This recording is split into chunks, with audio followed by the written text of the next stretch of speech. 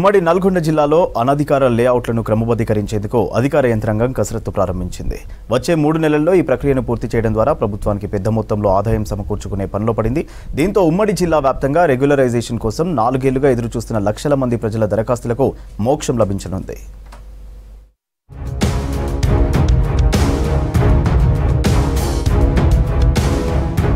రాష్ట్ర వ్యాప్తంగా అనధికార లేఅవుట్లను క్రమబద్ధీకరించేందుకు ప్రభుత్వం 2020 ఆగస్టులో లేఅవుట్ రెగ్యులరైజేషన్ స్కీమ్ తీసుకొచ్చింది. దీనికి ఉమ్మడి జిల్లాల్లో ప్రజల నుంచి అనూహ్య స్పందన వచ్చింది. ఒక్క నాగార్జునసాగర్ మున్సిపాలిటీ మినహా మిగతా 18 మున్సిపాలిటీల నుంచి 1,85,341 మంది 18.55 కోట్లు చెల్లించి రెగ్యులరైజేషన్ కోసం దరఖాస్తు చేసుకున్నారు. వారిలో 2,588 మంది దరఖాస్తులు రిజెక్ట్ కాగా 260 మంది ఇప్పటికే రెగ్యులరైజేషన్ కు అవసరమైన ఫీజు చెల్లించారు. మిగతా 182,473 మందికి సంబంధించిన దరఖాస్తులు వివిధ దశల్లో ఉన్నాయి.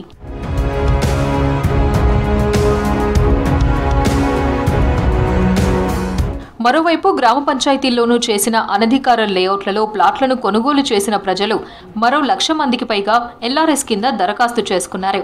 అయితే ఆ దరఖాస్తుల పరిశీలన అప్పట్లో తలెత్తిన న్యాయ వివాదాల కారణంగా పెండింగ్లో పడింది. తాజాగా ఇప్పుడు ప్రభుత్వం వాటిని రెగ్యులరైజ్ చేసేందుకు చర్యలు చేపట్టింది. జిల్లాలో ఎల్ఆర్ఎస్ దరఖాస్తుల పరిశీలన, పరిష్కారం, క్రమబద్ధీకరణ ప్రక్రియను 3 నెలల్లో పూర్తి చేస్తామంటున్నారు అధికారులు. అనధికారిక ప్లాట్లను అధికారికంగా చేయడమే ఎల్ఆర్ఎస్ ఉద్దేశమని అన్నారు నల్గొండ జిల్లా కలెక్టర్ నారాయణ రెడ్డి. ప్రభుత్వం ఆల్రెడీ వీటి కోసం సపరేట్గా ఒక యాప్ను డిజైన్ చేసి మనకు ఆఫీసర్లకు అందరికీ కూడా ట్రైనింగ్ ఇచ్చి వారికి యాప్ లాగిన్ ఇవ్వడం జరిగింది. లాస్ట్ 1-2 డేస్ నుంచి ఈ ఎల్ఆర్ఎస్ అప్లికేషన్ ఫీల్డ్లో కూడా వర్క్ స్టార్ట్ చేస్తున్నాం. ఆ యాప్ సంబంధించి కొంత టెక్నికల్ గ్లిచెస్ ఇంకా మనకు ఈ 1-2 డేస్లో సాల్వ్ అయ్యే అవకాశం ఉంది. సో మనకు మోస్ట్లీ 3-4 డేస్ తర్వాత ఈ టీమ్స్ అన్నీ కూడా ప్రతిరోజు కూడా సుమారుగా ఒక 50 అప్లికేషన్స్ వెరిఫై చేసే విధంగా వాళ్ళకు ఆదేశాలు ఇవ్వడం జరిగింది. సో రానున్న 2.5 నుంచి 3 నెలల్లో అన్ని అప్లికేషన్స్ పరిష్కరించే విధంగా చర్యలు తీసుకుంటున్నాం. నల్గొండ జిల్లాలో నాగార్జునసాగర్ మినహా మిగతా మున్సిపాలిటీల్లో ఎల్ఆర్ఎస్ కింద 72,646 మంది దరఖాస్తు చేసుకోగా అందులో 163 మంది ఇప్పటికే ఫీజు చెల్లించారు. మరో 469 మంది దరఖాస్తులు అప్పట్లోనే తిరస్కరించారు. మిగిలిన 72,014 మంది దరఖాస్తులు ప్రస్తుతం వివిధ దశల్లో ఉన్నాయి. గ్రామాల్లో చేసిన లేఅవుట్లలో ప్లాట్లను కొనుగోలు చేసిన ప్రజలు 57,584 మంది కూడా రెగ్యులరైజేషన్ కు దరఖాస్తు చేసుకున్నారు.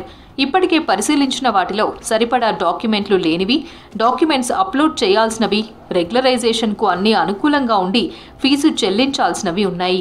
పెండింగ్ లో ఉన్న 21,000 అప్లికేషన్స్ కూడా 3 డేస్ బ్యాక్ కలెక్టర్ గారు టీమ్స్ ఫామ్ చేయడం జరిగింది. ఇందులో మనకు నల్గొండ నుండి 2 టీపీఎస్లు, ఇరిగేషన్ ఏఈస్ అండ్ మన రెవెన్యూ డిపార్ట్మెంట్ రెవెన్యూ ఇన్స్పెక్టర్లు అండ్ ఎంఆర్ఓ కమిషనర్గా నేను టీమ్స్గా నియమించడం జరిగింది. ఈ టీమ్స్లో మేము ప్రాసెస్ చేయడం జరిగింది.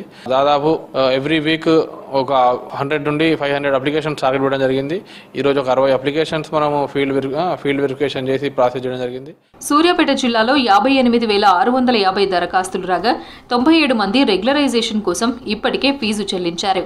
మరో 1,790 మంది దరఖాస్తులు రిజెక్ట్ కాగా 56,743 దరఖాస్తులు వివిధ దశల్లో ఉన్నాయి. యాదాద్రి జిల్లాలో 54,045 దరఖాస్తులు రాగా 329 రిజెక్ట్ అయ్యాయి. 53,716 దరఖాస్తులు వివిధ దశల్లో ఉన్నాయి. ఈ 2 జిల్లాల్లోనూ గ్రామాల్లో చేసిన లేఅవుట్లలో ప్లాట్లు కొన్నవారు మరో 1,00,000 మంది దరఖాస్తు చేసుకున్నట్లు అధికారుల అంచనా.